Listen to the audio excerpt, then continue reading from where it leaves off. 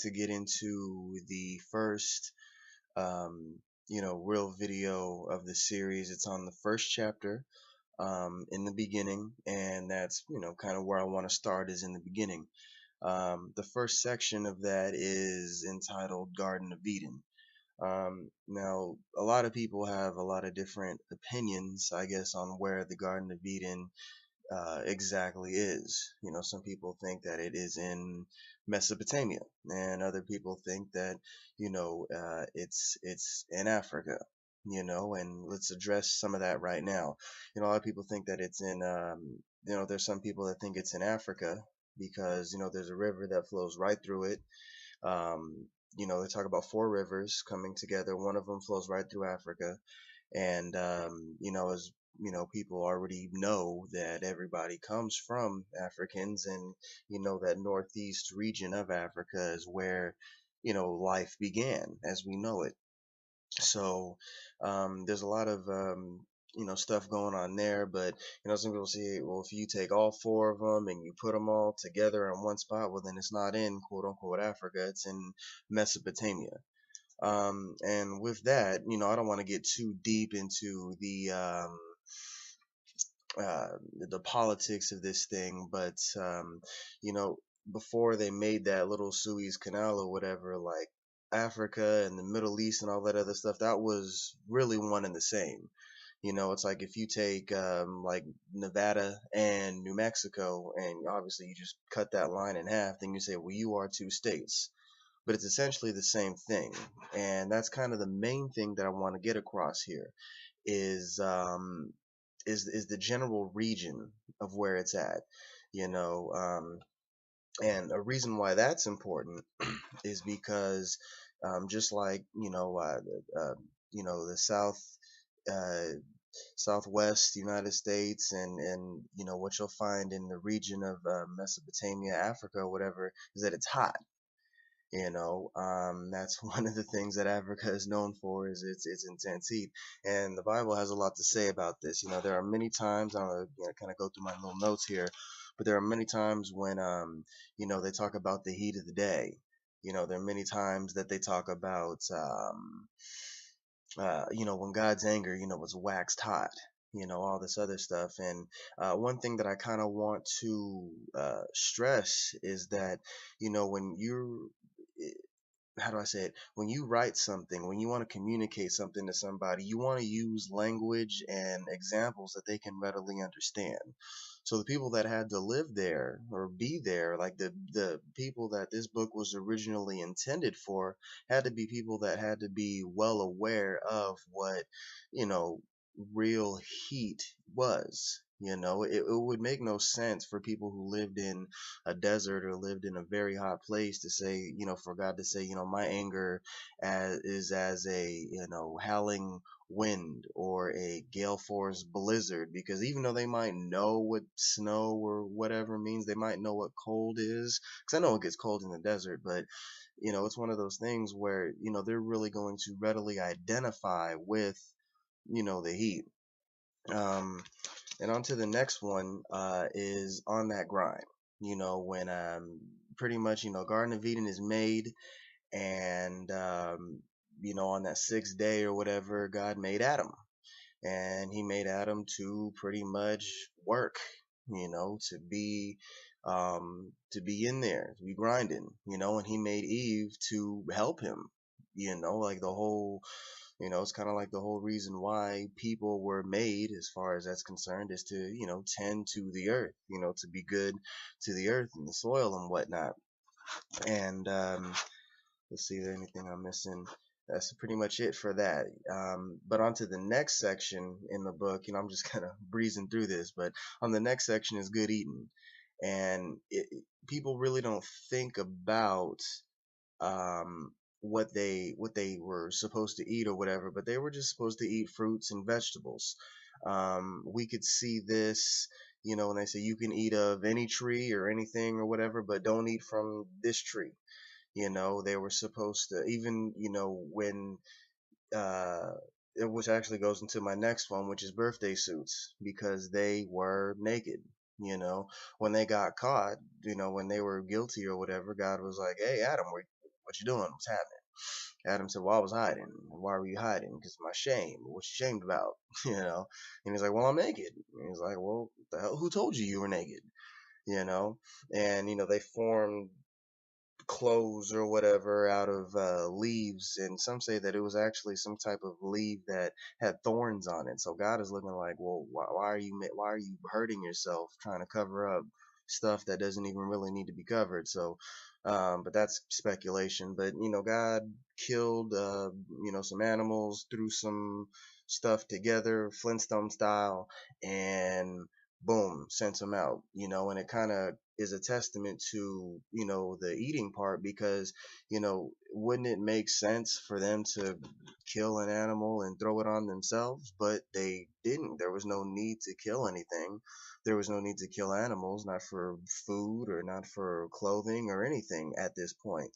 And even when they left, God instructed Adam to, pretty much tend the field to get his food. It was going to be much harder. And, even then they said, with Eve, you're going to be struggling to, have babies and stuff like that. And that's where a lot of, I don't want to go too deep into that, but, that's pretty much everything that they do or naturally would do is the same, just much harder. Which kind of brings me to Adam and Eve. And real quick, if you bring it all together and you synthesize this thing, you say, okay, well, they're in extreme heat, they're naked, and they're working pretty much all day. You know, um, Now one would have to ask themselves, there would have to be some type of protection from the sun that they would need, you know. Um, and this is where, if you watch the introduction, this is kind of where that common sense thing comes in. There's a law of Occam's razor, that pretty much says if you have two or more explanations of the same phenomenon, you go with the one that is the simplest. And I've had this conversation with somebody, and they said, well, they were white, but God gave them some type of special angelic thing, or it was um, everything else in the region was hot, but because this was paradise, it was it's like, and there really is no biblical stuff to back any of that up. I'm not going to go through uh the whole conversation. Is going to take too much time, and it's really too confusing. But as far as common sense would tell you, you could say, well, it was some type of mystical thing, or it was just as simple as God gave them melanin, right? I mean, pretty much the main, yeah, pretty much the main natural solution to direct sunlight is melanin. And some say, well, maybe they were they did their work in the evening or whatever, when it wasn't so hot, because there were times when the Bible talks about people taking breaks or whatever, which is understandable. I mean, this it's known to get up to like 140 degrees. They say you can't even run your car, like your oil will start to bubble, and it can get that hot. So obviously you're going to have to take some breaks or whatever, but you still need to be acclimated to this environment regardless, especially if you're naked. And even then, in the cool of the day, that or the afternoon, that is when the Bible reports that Adam would spend his time with God. So obviously, if you're spending that time doing that thing, you're not really working the fields or doing whatever you got to do.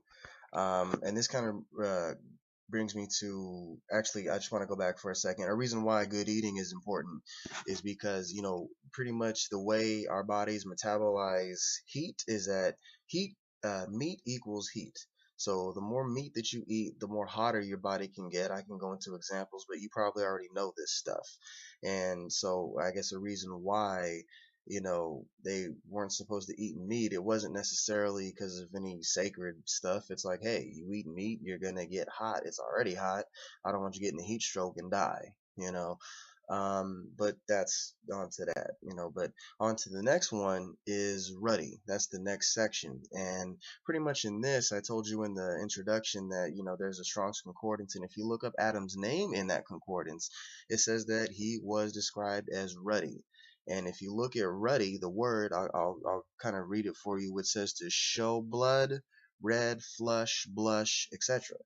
And if you look at that, you say, well, he would have to be light skinned or white because black people, especially dark, like they don't blush. Well, we do blush, but you can't see it. Like it's not even noticeable, not noticeable enough to write down, and that's understandable. But here we go back to the common sense thing here.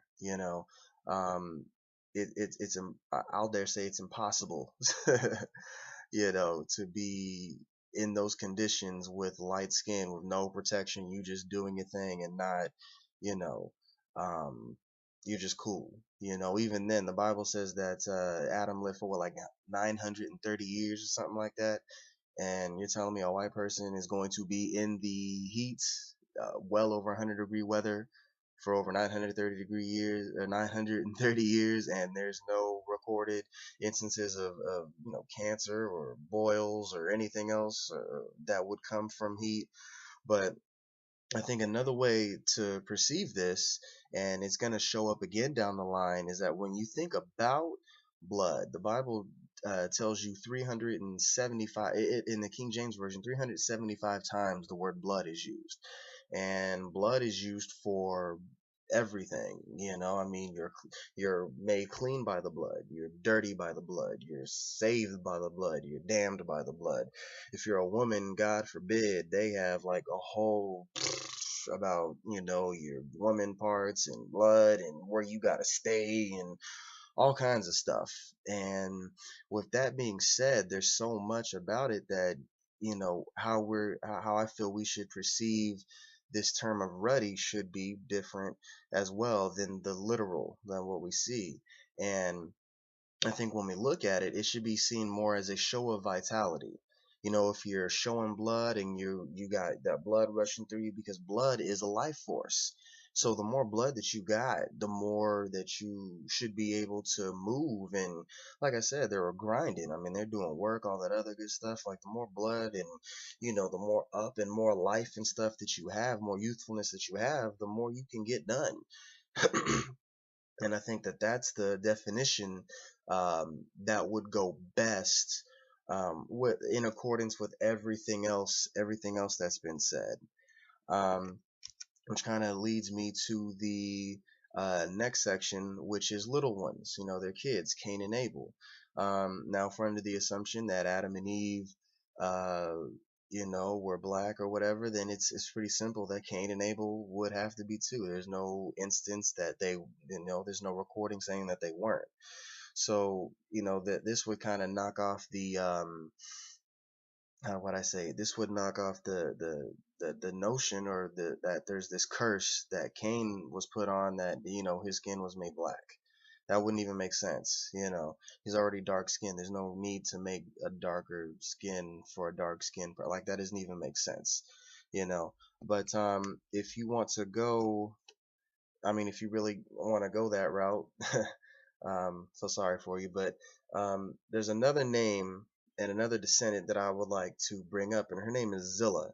And Zillah, um, let's see, excuse me, Zillah was a woman who married a descendant of Cain. They don't really say where she's from, but they say that she married a descendant of Cain, meaning that she would have to be from uh, Abel's line or Seth's. Now, if you know the story of Cain and Abel, Cain killed Abel. Adam and Eve had another son, named him Seth, and Seth is important because it's from Seth that we get everybody. We get Noah, Jacob, Israel, Jesus, Paul, everybody, pretty much. It's from his line. And when we look at, uh, Zillah, she would probably have to come from Seth's line because there wasn't any mentioning that Abel had any kids before he died. So, as we go into this thing, um, let's look at Zillah's name. Zillah means shade, whether literally or figuratively. Like that's what the name means. Now, if we take this thing literally, then we look at the spectrum of, colors as far as humanity is concerned. Dark, white, and obviously the darker you are, shade. So that's literal. And then figurative is, when we just talked about heat, um, Yeah, and shade, that's where you would escape from the blazing rays of the sun is in the shade. So it would denote that she comes from a region where there would be um heat, shade, literal or figurative. And along those lines, you can kind of deduce that, she's a dark skinned person herself, right? And if you are under the impression that she is from the line of Seth or whatever, then that means Seth himself would obviously have to be a dark skinned person, because here's the thing, in nature, humanity, however you want to put it, you can't make dark from light. It's not. I've I've never seen it. Even in the Bible, it says God was, in the beginning there was darkness. God was one with the darkness, in the darkness, of the darkness, by the darkness. One with the, all the, and from there he spoke light, and it came. Meaning there was darkness first, then light. In the spectrum of humanity, black people first, and then the rest of mankind. And then when we look at, I mean, even then, when we talk about, and I don't like to really use this term, but the quote unquote master race, right? And we talk about the key, right? It's black people. You can look at a black woman and make anybody, but you can't take a combination of anybody and make a black woman. I'm not a geneticist or whatever. I'm not gonna, I can't really break that down for you, but it just seems like common sense. You could have two black people and have a white baby, and then, albinism or whatever, like that stuff happens. And we'll see later on in the Bible that it does happen. But you can't have two white people and make a black person. Like it's probably a rare one in like a trillion case. But like I said, I'm no expert, but I know if I'm a white dude and I have a white wife or whatever, and she has a white baby, then she's got some explaining to do, because there is something wrong, you know. But I went on that little rant, but to bring it all back, she would have to come from the line of Seth. And when we look at Seth, if she was black, then he would have to be black. And when we look at this, this is one of the few times that I'm actually going to go to a scripture, so pay attention. It's important. Go to Genesis, I think it's 5:3, when they describe Seth. And it says, Seth was like him meaning Adam. So Seth was like Adam in his very image. It's the first time, like, people say, well, why does it really matter? Why does it, matter what, people look like, or skin color, or whatever, da da da da. Well, the Bible goes out of its way to show you that, it mentions his image right there, and I don't want to get too petty about this thing. I just want to pretty much make a point that if Zilla's black, Seth must be, and if Seth must be, then so must Adam, because Adam looked like Seth down to his very image. Pretty much right there, that's enough to kind of prove uh, that humanity comes from black people, biblically speaking. But there's so much more coming, because I know there's some other stuff that gets tangled in, that's gonna get addressed. But for the time being, I hope that you learned something. Hope that you got something. I hope that you benefited. Let's go on to the next video, where we're gonna learn a little bit more. And with that, I'm out. Peace.